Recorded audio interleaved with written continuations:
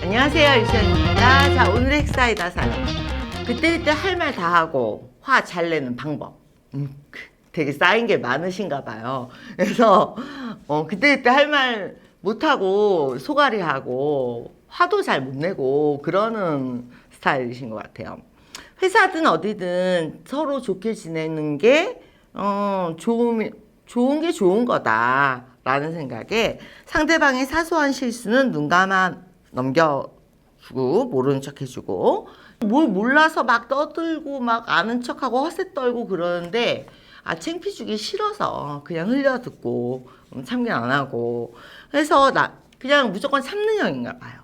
그런데 내가 이제 일을 줬으니 너도 일을 줘라 그런 것도 아니고 그냥 집단 생활 내에 불편함이 없으면 좋은 정도 이 정도로만 생각하고 이게 좋게만 지내려고 했대요. 그렇지만 세상은 뭐다? 내 뜻대로 되는 게 없다.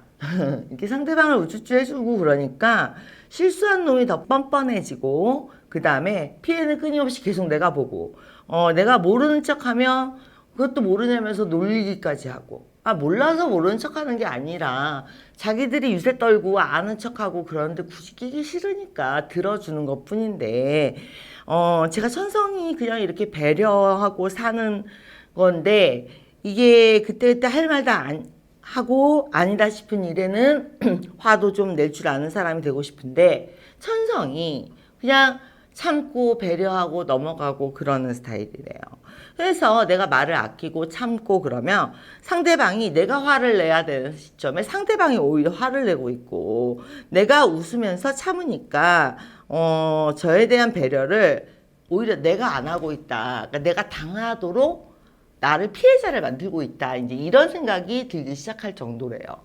그쵸? 왜냐하면 남한테만 배려를 하고 그 배려를 하느라고 참는 나에 대해서는 뭔가 이렇게 그거에 대한 대가나 그거에 대한 이제 내가 이만큼 희생을 했으니까 좀 이렇게 좋은 관계 이러면 보상이 그러니까 보상이란 게 대단한 게 아니라 좋은 관계 상대방도 나를 인정하고 나도 상대방을 인정하는 그런 관계가 성립이 안 된다는 거죠.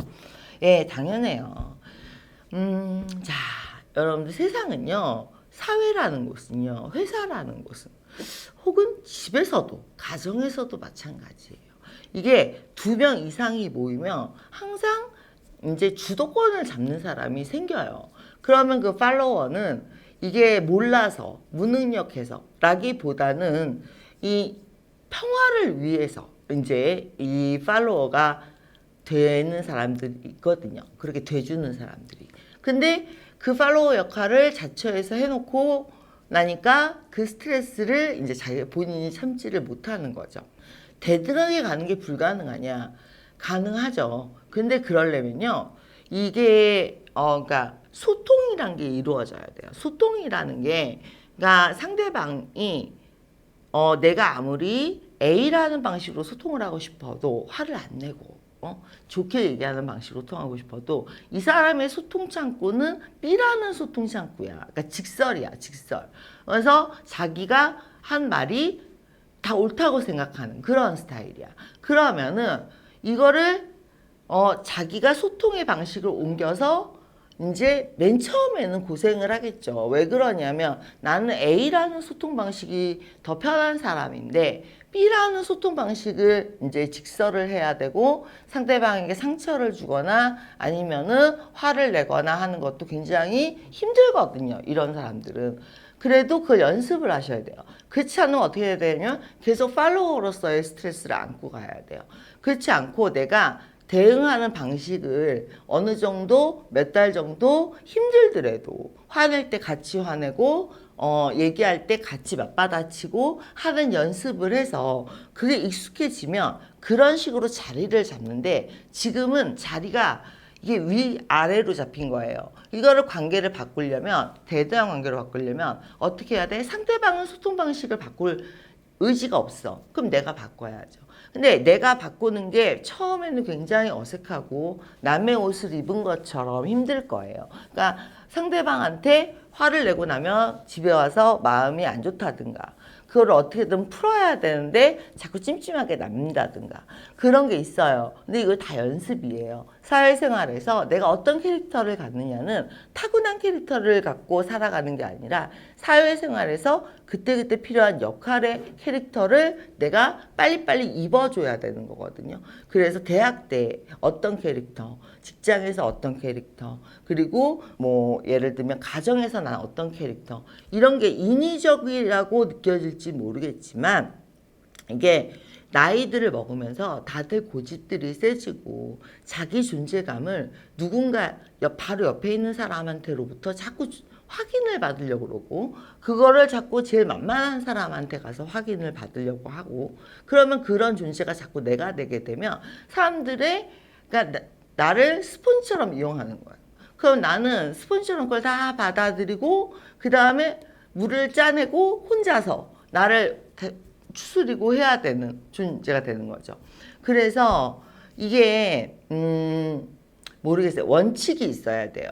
어렸을 때는 이게 인위적인 거니까 그렇게 인위적으로 살아야 돼? 라고 생각할지 모르지만 어렸을 때는 가정에서의 질서나 학교에서의 질서가 어느 정도 자연스럽게 잡혀요. 그리고 이제 내가 어리기 때문에 나에 대한 배려가 기본적으로 있는 상태에서 나도 배려를 하는 건데 어른이 되면은 이게 기본적인 배려들이 더 삶이 팍팍하니까 없어져요. 그리고 약자한테 오히려 신문에서 보면서 약자들한테는 뭔가 이렇게 막 뭐 대단히 동정하고 공감하고 약자들을 위하는 척 하면서도 실제 삶 속에서는 자식이 주변의 약자들을 배려하는 마음이 없어지는 게 일단 그들이 경쟁 구도로 가거나 아니면은 역할을 분배해야 되면 나한테 피해가 당장 오는 이런 구조로 가다 보니까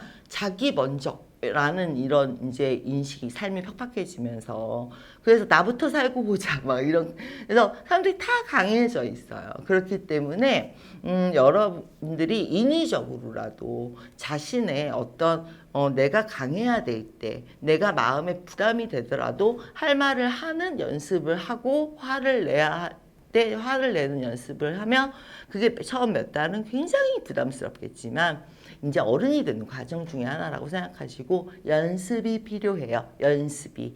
좋은 게 좋은 거.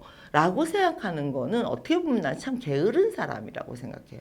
뭔가를 바꿀 의지가 없는 거고 그냥 상대방들이 오히려 주도권을 잡고 좋게 가기를 원하지만 그거는 본인의 막연한 바람이지 그렇게 해서는 내가 이 험난한 사회에서 그리고 앞으로 어른이 된 가족들 사이에서 다들 어른이 됐을 때는 분화가 되면서 자기의 삶들이 중요해지기 때문에 어렸을 때 같지 않다고요.